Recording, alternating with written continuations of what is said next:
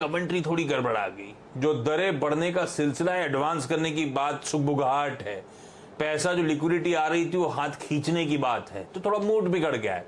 तो कच्चा तेल हो, सोना हो या हमारी इक्विटीज हो, सब में एक सेल ऑफ है, सब में वोलेटिलिटी है, सब में अनसर्टेनिटी है और अनसर्टेनिटी बाजार को पसंद नहीं आती। 3/4% के दबाव के साथ निफ्टी में इस समय कामकाज होता हुआ, हालांकि एक समय 240 अंक निफ्टी नीचे चला गया था। शुरुआत ठीक ठाक हुई थी, उसके बाद लगातार सेल ऑफ आया था, तो एक समय 240 अंक नीचे थे। अब वहां से आधी तो रिकवरी हमने कर ली है, ये हाईलाइट है समझ लीजिए इस समय की।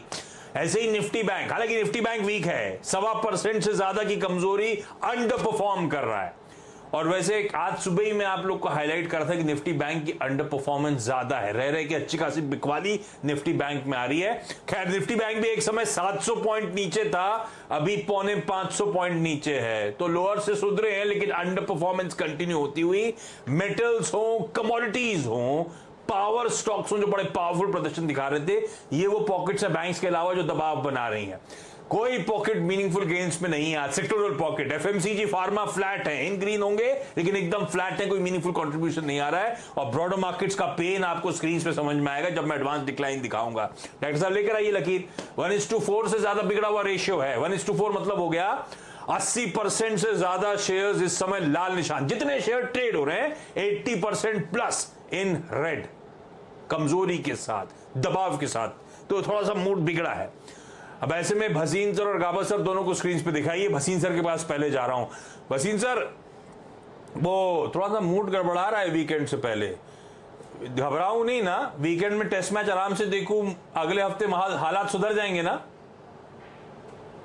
हाँ, गुड आफ्टरनून आशीष जी। बिल्कुल, कह रहा हूँ आपको 2 दिन और हैं 22 तारीख तक, और जो आपको कहा था कि 15,900 से 400-500 पॉइंट का करेक्शन है, वो ऑलमोस्ट आज पूरा हो गया। We hit 15,450। I think we will be still, there will be pessimism till Tuesday, but you write it down. First week of July we are headed to 16,000. Secondly, Fed's indicating a rate hike in 23 means growth is back. Now growth will not come cheap. If you are able to sell at a higher point, you will buy, you will borrow at a higher rate. So this is part of the market dynamics. It's telling you कि growth कितनी strong वापसी में आ रही है, and rightly so. Metals which were running proxy on high wire, they have corrected and so on. मैं अभी भी सोचता हूँ gold lenders are going to do extremely well because their collateral services, और ये जो करेक्शन आएगी गोल्ड में, बाइंग आएगी अगेंस्ट कोलैटरल, तो this is a good time to be there. अब मैं 2-3 नाम लूंगा, लेकिन आशीष जी, बिकॉज वॉलेटिलिटी है, स्टॉप लॉसेस भी हो रहे हैं, आप इनका पोर्टफोलियो बनाइए और मानिए अगले 10 दिन के लिए बनाएंगे अगर आप सिप करके, तो जुलाई 7 के बाद आप बोलोगे we are laughing our way to the bank. आप कहें तो मैं शुरू करूं? बिल्कुल सर।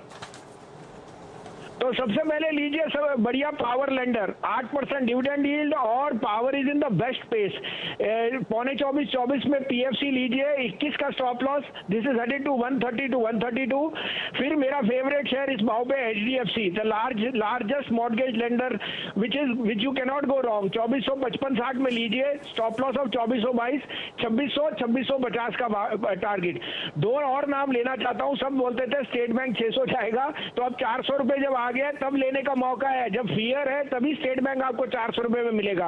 और सन फार्मा, अगर आप एक्सपोर्ट अर्निंग्स पे आईटी को रीरेट कर रहे हैं, Sun is the largest earner in pharma on the export front, so buy Sun Pharma. Both the stocks I would recommend a SIP because the volatility in the next 10 days can give you a good average price.